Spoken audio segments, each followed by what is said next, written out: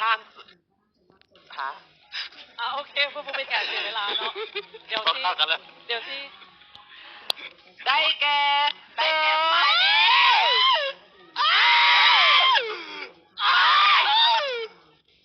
บอกคนทำลาสุนัขทั้งหมดบอกคนอีกรอบหนึ่งได้แก่หมายเลข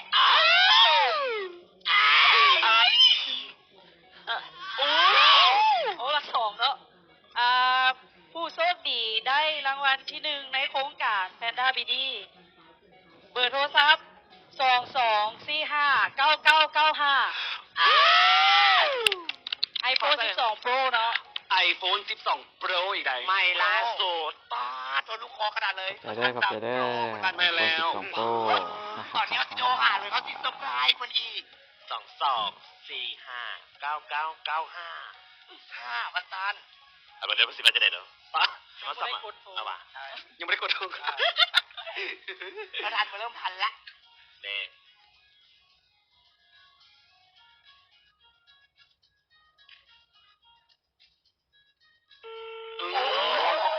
อีกแล้วมันก็เป็นรุ่นอย่างสักอย่างหนึ่งอีกแล้ว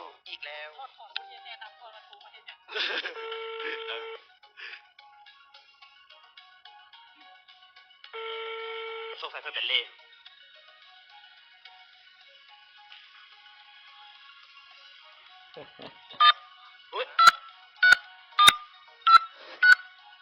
นิวโฟยูใส่บ้างฮัลโหลเจ้าสวัสดีฮัลโหลสงสัยลูกลินอยู่ตอนนี้ฮัลโหลหรือเขาลองโทรมาอีกครั้งหนึ่งลองโทรมาอีกครั้งหนึ่งเนาะเอากระตื่นเต้นเนาะแม่แล้ว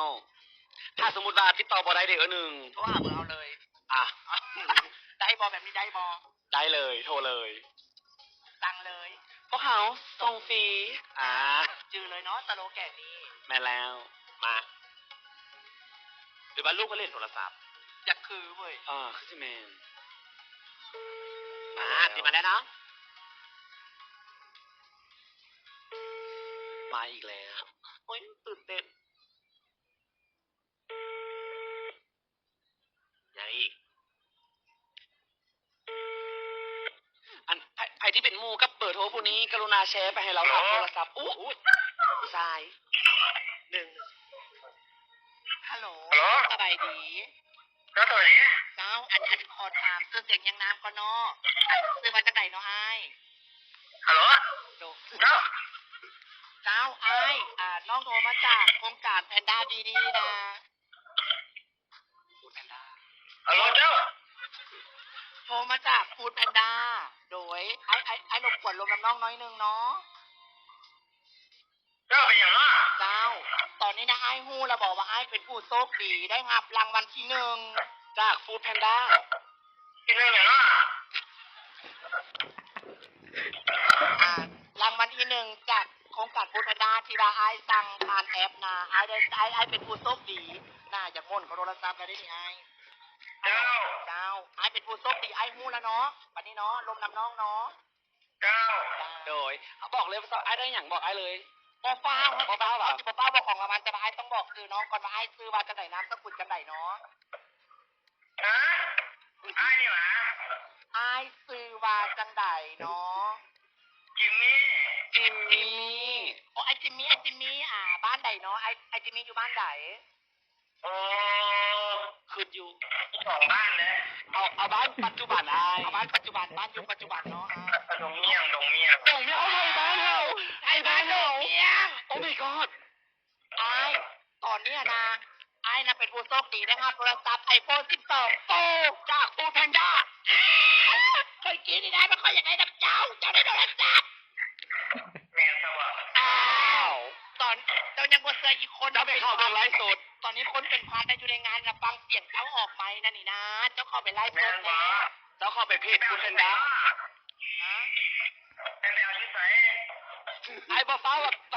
ไอ้สิบเอาเลยบอกตอนนี้นะงานเขาบอกเอานี่จัดอยู่รัก5ขอประตูรัก6ขอประตูแห่งตาเจ้าเดี๋ยวจะมาไปเอาโอ้ปัดส่วนเมื่อ กินเบียร์ประมาณเนาะไอ้เนาะกระต่ายโทรศัพท์นี่มาเนาะไอ้จิมมี่มาหาเด้อน้องจินหาอยู่หน้าเวที กินเบียร์เนาะไอ้เนาะเลี้ยงเบียร์พวกน้องเนาะ โอ้ตั้งไอ้กับเข้าไป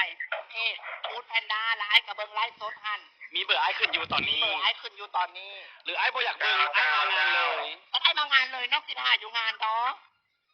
เจ้าพูดเป็นหน้าอยู่เฟซบุ๊กนี้บ่ มีไอ้มี เป็นตาแก้บ่ไอ้เดี๋ยวนี้นะ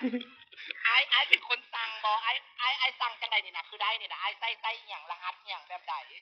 โอ้ยบ่ฮู้แล้ว อ้าวโอ้ตายแล้วโปะแล้วไอ้ อาจจะเป็นแฟนแล้วบ่เอ ขอบ อ คุณมาขอแสดงความยินดีกับไอ้จิมมี่เนาะนะครับโทรศัพท์ iPhone 12 Pro เจ้า โดยเอาเป็นว่าเดี๋ยวไอ้จิมมี่สิมาเนาะเดี๋ยวจะเอาขึ้นเรื่องเวทีเลย เจ้า เจ้าขอขอบใจเจ้า โอ้ย ต่อแล้วแล้วเป็นคนตลกเลยนี่กระทาน แม่ เราเล่นตลกตลอดเลย ฮัลโหล อ๋อ ฮัลโหลฮัลโหลฮัลโหล อ่ะ